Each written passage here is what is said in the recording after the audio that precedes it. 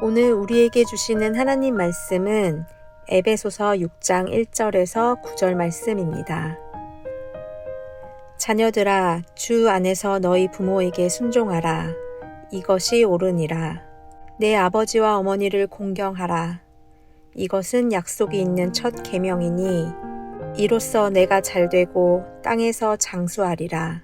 또 아비들아, 너희 자녀를 노엽게 하지 말고 오직 주의 교훈과 훈계로 양육하라. 종들아, 두려워하고 떨며 성실한 마음으로 육체의 상전에게 순종하기를 그리스도께 하듯 하라. 눈가림만 하여 사람을 기쁘게 하는 자처럼 하지 말고 그리스도의 종들처럼 마음으로 하나님의 뜻을 행하고 기쁜 마음으로 섬기기를 주께 하듯 하고 사람들에게 하듯 하지 말라. 이는 각 사람이 무슨 선을 행하든지 종이나 자유인이나 주께로부터 그대로 받을 줄을 알미라. 상전들아, 너희도 그들에게 이와 같이 하고 위협을 그치라. 이는 그들과 너희의 상전이 하늘에 계시고 그에게는 사람을 외모로 취하는 일이 없는 줄 너희가 알미라.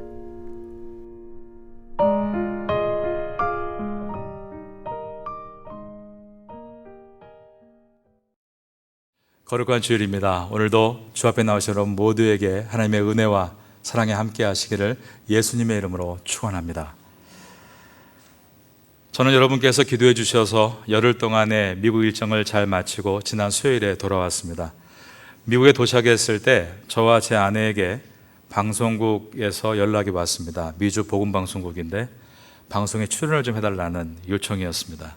그래서 미리 준비를 좀 해놓고 가면 좋겠다 싶어서 유튜브에 들어가 검색을 해보니 보이는 방송이었습니다. 그래서 그날 밤부터 잠자기 전에 얼굴에 팩도 좀 붙이고 그날에는 나름대로 또 단정하게 캐주얼 정장을 입고 갔는데 제가 출연하는 프로그램이 얼굴이 나오지 않는 라디오 프로그램이었습니다. 이틀 분량을 녹음을 하고 그 다음 주 월요일에 미국을 출발해서 수요일에 태국에 도착할 때까지 경유하는 장소에서 녹음했던 라디오 방송을 청취했습니다. 저희가 출연했던 방송을 다시 들으면서 저와 황선미 사모는 지난 26년간 태국 선교와 목회를 돌아볼 수 있는 좋은 기회가 될 수 있었습니다. 저희 교회에 유튜브 채널에 올려놓았으니 관심 있는 분들은 한번 들어보셔도 좋을 것 같습니다.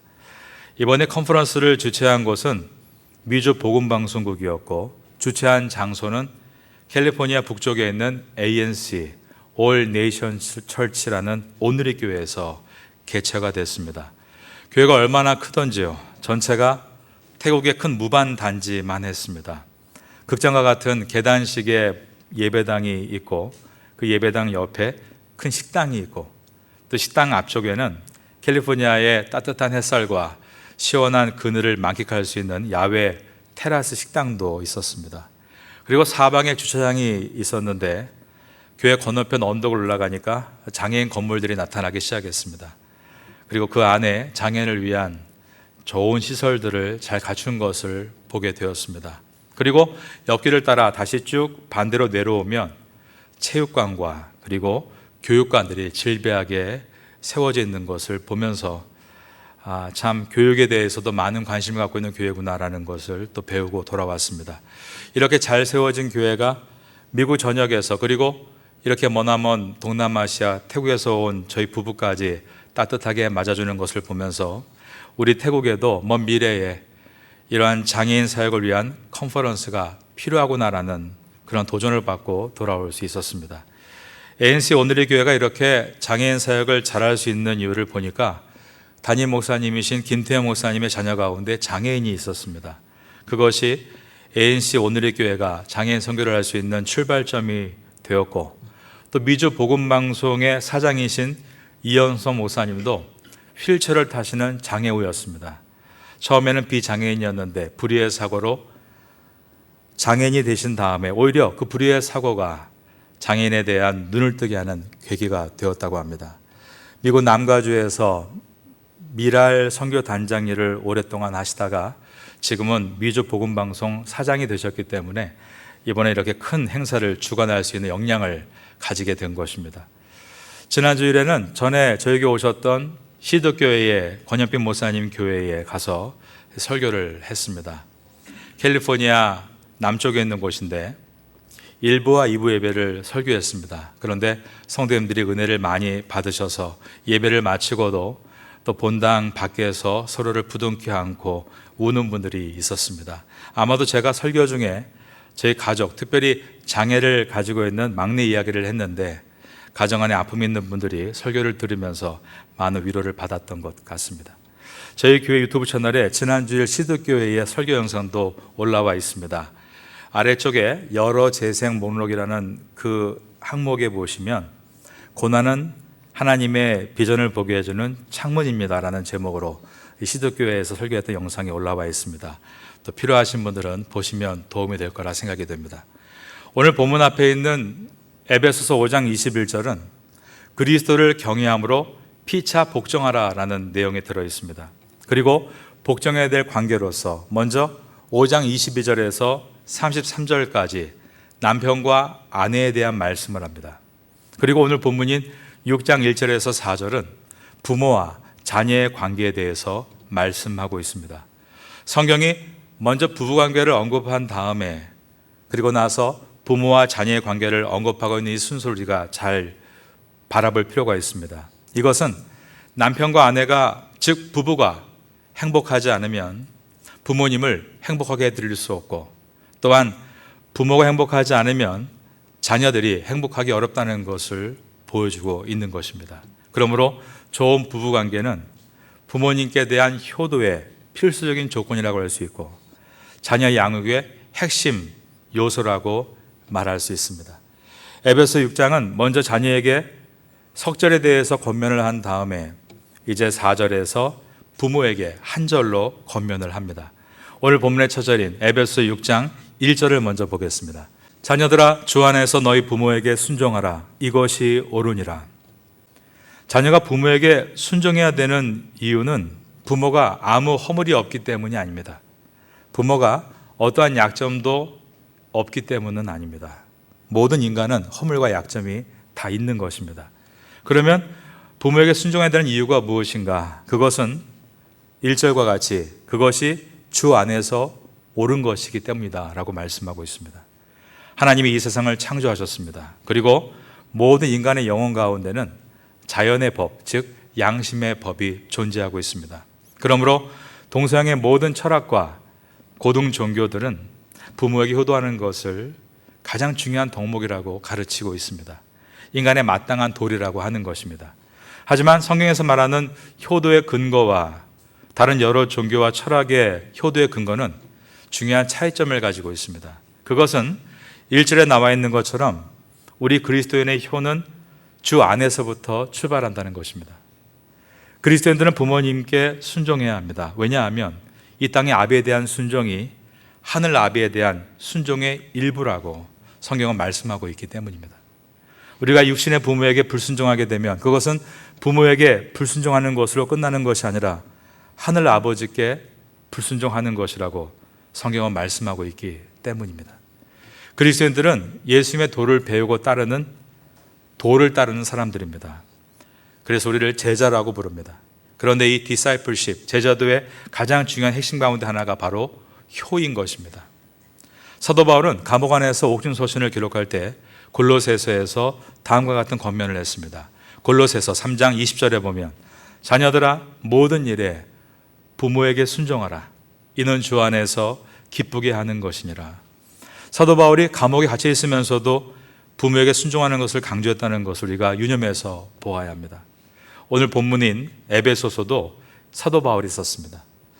에베소서는 여러분이 이미 잘 아시는 대로 오늘 본문의 앞에 5장 17절에 술 취하지 말라. 이는 방탕한 것이니 오직 성령의 충만을 받으라는 유명한 말씀이 들어 있습니다. 그리고 곧바로 이어진 내용이 5장 21절부터 33절에 남편과 아내의 관계에 대해서 사랑과 복종을 말씀했고 오늘 본문인 에베소서 6장 1절에서 4절은 부모와 자녀 간의 또한 순종과 사랑에 대해서 언급하고 있습니다. 이것은 무엇인가를 강조하고 있는 것인데, 그것은 성령 충만한 것은 바로 관계 충만한 것임을 가리키고 있는 것입니다. 성령이 충만하다는 증거는 관계 회복을 통해서 나타나는 것입니다. 하지만 우리가 알듯이 이 땅에 생활하면서 참 어려운 것이 좋은 관계를 맺는 것이고, 더 어려운 것은 좋은 관계를 맺은 다음에 그 좋은 관계를 끝까지 유지하는 것입니다. 우리는 오늘 본문을 통해 인생의 행복이란 소유의 증진에 있는 것이 아니라 관계의 증진에 있는 것임을 보게 됩니다. 그리고 성령 충만의 객관적인 증거 가운데 하나가 자녀가 부모에게 효도하는 것임을 생각해야 하는 것입니다. 그러나 부모에게 효도하는 것도 참으로 어려운 일이 아닐 수 없습니다. 저는 가끔씩 먼저 하늘나라 가신 아버지를 꿈에서 뵙고 눈물을 흘릴 때가 있습니다. 그러면 정말 눈을 떴는데도 제 눈가에 눈물이 남아있는 것을 보게 됩니다. 그리고 지금 살아계시는 우리 어머님과 또 우리 장모님께 효도하려고 늘 마음을 다잡습니다. 하지만 돌아보면 나는 효도하는 사람인가 불효하는 사람인가를 생각할 때 많이 불효하는 사람이다라는 생각을 하게 됩니다. 저는 한 달에 월급을 받으면 하나님께 11조를 드리고 양가 부모님께도 각각 11조를 보내드립니다. 한 달에 10분의 3을 하나님과 부모님께 떼어드리고 나머지 10분의 7로 저희 가족과 생활을 이어갑니다. 하지만 그 비용으로 부모님이 어떻게 살아가실까 늘 염려가 듭니다. 그런데도 부모님께 시간을 더 내서 방문하지 못하고, 방문은 고사하고 연락도 너무 가끔 드리는 제 자신을 보면서 늘 불효하고 있다는 생각을 멈출 수가 없습니다. 그런데 그 순간마다 또 한 가지 드는 생각은 내가 하나님 아버지께는 어떠한 삶을 살아드리고 있는가를 돌아보게 되는 것입니다. 그 순간 부모님에게 불효하는 것보다 훨씬 더 하나님께 불효할 수 있다는 생각에 다시 정신을 돌이키고 합니다. 우리가 눈에 보이는 하나님 아버지가 아닌 부모님께 효도를 안 하면서 눈에 보이지 아니하시는 하나님께 효도한다고 말한다는 것은 위선일 수밖에 없습니다. 요한일서 4장 20절에 기록되어 있는 말씀입니다. 성령 충만하다면 부모에게 먼저 최선으로 효도하려는 태도를 가져야 되는 것입니다. 왜냐하면 그리스도인들은 부모님께 효도하는 것을 하나님께 대한 나의 태도를 반영하는 거울로 삼고 사는 사람들이기 때문입니다. 세상의 사람들은 이러한 차원을 가지고 있지는 않습니다. 그렇기 때문에 유교와 같은 높은 수준의 종교와 철학에서 효를 행하는 것보다 사실 우리는 더욱더 효에 대해서 깊은 이해를 가지고 실천해 나가야 하는 것입니다. 하나님을 향한 효와 부모님을 향한 효가 연결되어 있다는 것을 깊이 생각하시고 여러분 삶 가운데 부모님을 향한 공경과 순종이 있게 되기를 예수님의 이름으로 축원합니다. 6장 2절과 3절을 보겠습니다. 내 아버지와 어머니를 공경하라. 이것은 약속이 있는 첫 계명이니 이로써 내가 잘되고 장수하리라. 이어지는 6장 4절은 자녀를 둔 부모에 대한 권면입니다. 그 내용은 자녀를 노엽게 하지 말라라고 되어 있습니다. 또 아비들아 너희 자녀를 노엽게 하지 말고 오직 주의 교훈과 훈계로 양육하라. 여기서 자녀가 노여한다는 이 말은 자녀가 분노한다라는 뜻입니다. 자녀가 부모님 때문에 정말 분노하는 이유는 부모님이 자기를 잘 스폰해주지 못해서가 아닙니다. 저와 같이 태국 신학교에서 대학원 과정을 공부했던 한 목사님은 태국 북쪽 산마을에서 살던 분이었습니다. 태국에서도 방콕으로 공부를 하겠다고 하자 30년 전에 그분의 아버지가 40바트를 손에 쥐어줬다고 합니다. 너무 화가 나서 그 자리에서 돈을 던지고 방콕으로 떠났습니다. 그리고 나서 자기도 아버지가 되고 나니 평생 자기를 위해 헌신했던 아버지가 생각이 났고 아주 오랜 후에야 고향에 돌아가 아버지와 깊은 이야기를 나누었다고 합니다. 그때 아버지는 그날 이야기를 다시 하시면서 사실 그날 너에게 준 그 40바트는 내가 가진 돈의 전부였다라고 했습니다. 산에서 화전을 해서 농사를 짓고 1년에 한 번 추수를 하고 돈을 만질 수 있는 상황이었기 때문에 아버지의 수중에는 그 40바트가 전부였던 것입니다. 이 목사님은 그때 아버지의 큰 사랑을 깨닫고 저와 함께 선교를 하러 자신의 고향을 방문했을 때 저에게 아버지를 이렇게 소개했습니다. 내가 존경하는 가장 위대한 분입니다. 자녀는 부모님이 가난한 것 때문에 분노하지 않습니다. 자녀가 분노하는 이유는 첫째가 부모의 애착 때문입니다. 옛날 저 학생 시절에 즐겨 부르던 애창곡이 있었습니다. 내 인생은 나의 것이라는 곡이었는데 가사가 이렇습니다. 사랑하는 부모님, 부모님은 나에게 너무도 많은 것을 원하셨어요. 때로는 감당하기 어려웠지만 따라야 했었지요. 갑자기 노래 부르겠다는 마음도 들 것 같습니다. 가지 말라는 곳엔 가지 않았고 하지 말라는 일은 삼가했기에 언제나 나는 얌전하다고 칭찬받는 아이였지요. 그것이 기쁘셨나요? 화초처럼 기르시면서 부모님의 뜻대로 된다고 생각하셨나요? 그러나 이젠 말하겠어요. 부모님의 사랑을 다 주셨지만 나는 아직도 아쉬워하는데 이렇게 그늘진 나의 마음을 그냥 버려두지 마세요. 내 인생은 나의 것, 내 인생은 나의 것. 그냥 나에게 맡겨주세요. 나는 모든 것을 책임질 수 있어요. 라는 가사입니다. 모든 것을 다 쏟아부었지만 그것이 부모의 욕심을 이루려고 하는 것일 때 자녀는 분노하게 되는 것입니다. 두 번째는 형제 간의 편애 때문에 자녀는 분노합니다. 여러분이 잘 아시는 대로 야곱은 4명의 아내를 두고 있었습니다. 총 12아들을 낳았는데 유독 11번째였던 요셉을 아끼고 사랑했습니다. 야곱의 요셉에 대한 편애는 대단했습니다. 요셉이 왜 애굽에 팔려갔습니까? 형들의 시기 때문이었죠.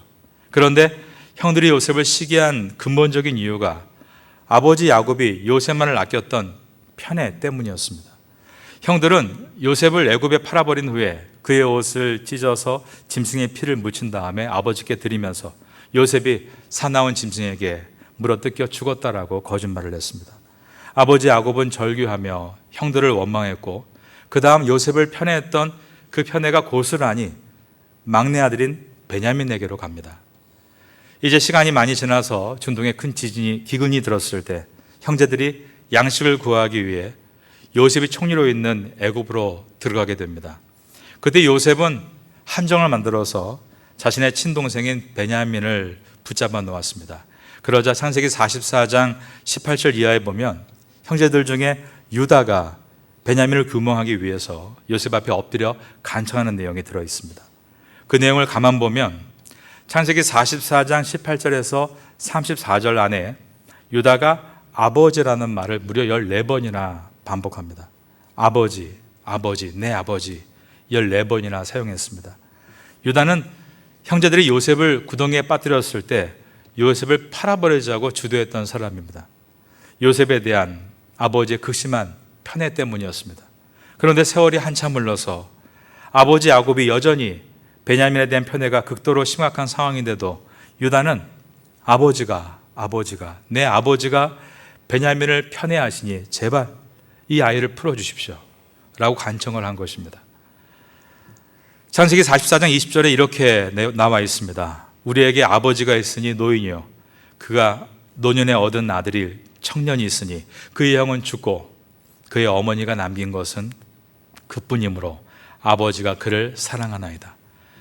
예전에 아버지의 편애 때문에 혹독한 고통을 겪어서 동생을 팔아버리자고 했던 이 유다는 이제 나이가 들었을 때 아버지가 가장 사랑하는 자는 베냐민이니 부디 그를 풀어주시고 아버지가 덜 사랑하는 저를 대신 종으로 삼아 주십시오 라고 간청을 했던 것입니다. 이것은 유다가 성경에서 보여주는 가장 위대한 장면으로서 그의 성숙함입니다. 그러므로 유다는 다윗과 예수 그리스도의 조상이 될 수 있었습니다.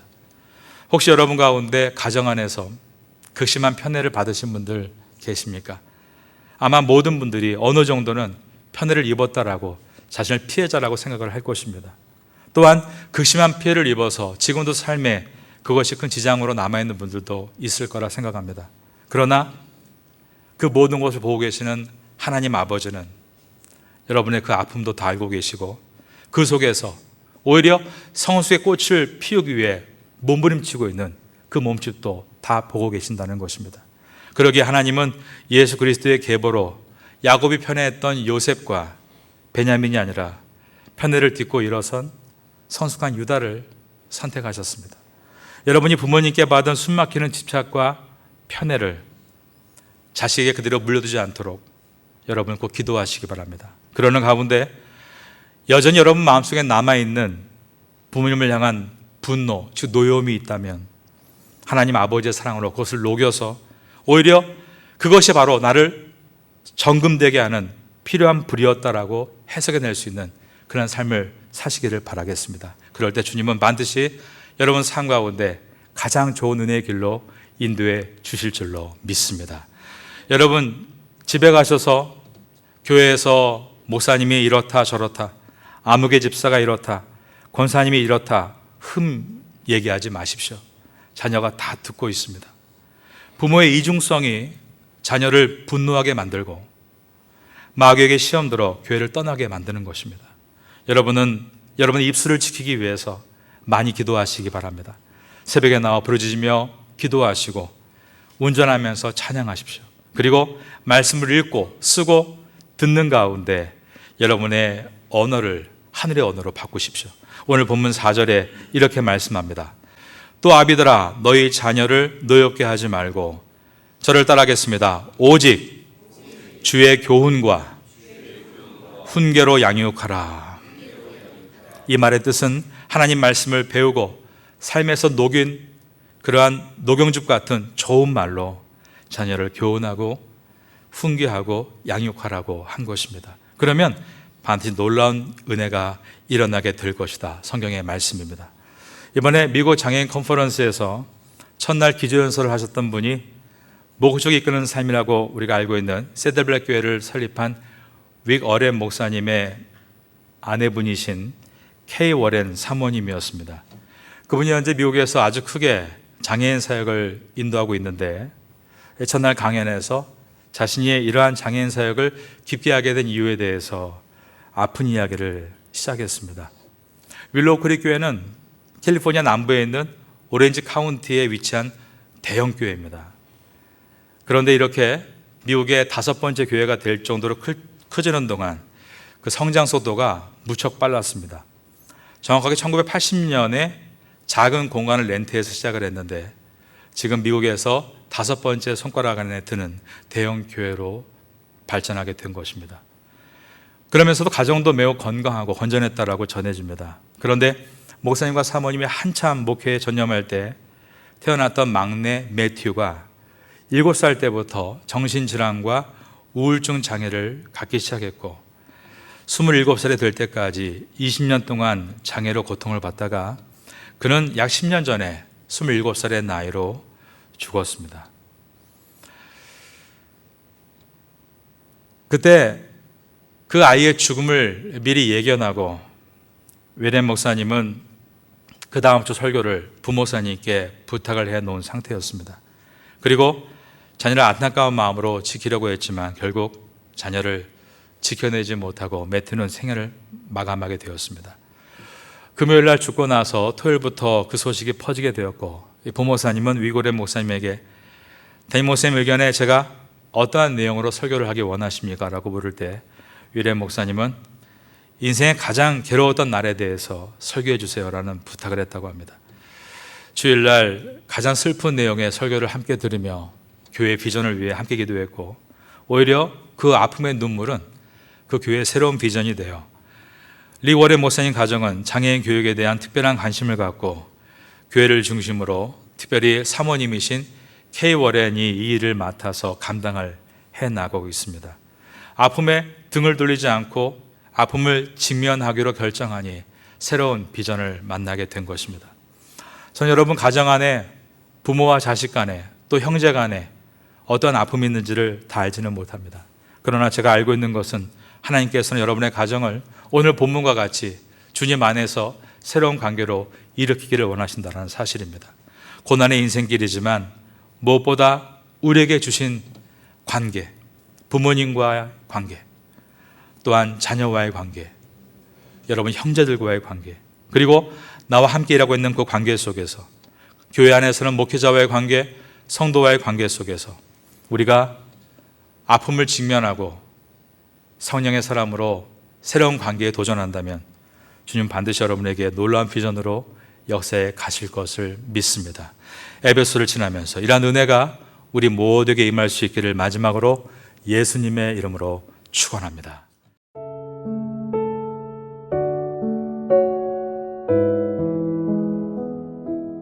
지금은 함께 기도하는 시간입니다. 10월의 공동 기도 제목은 첫째, 기도로 주님과 함께하고, 둘째, 기도로 목회자와 함께하고, 셋째, 기도로 성도와 함께하고, 넷째, 기도로 태국과 파타야와 함께하는 신앙 공동체가 되게 하소서. 말씀을 붙잡고 기도하는 귀한 시간 되시기를 소망합니다.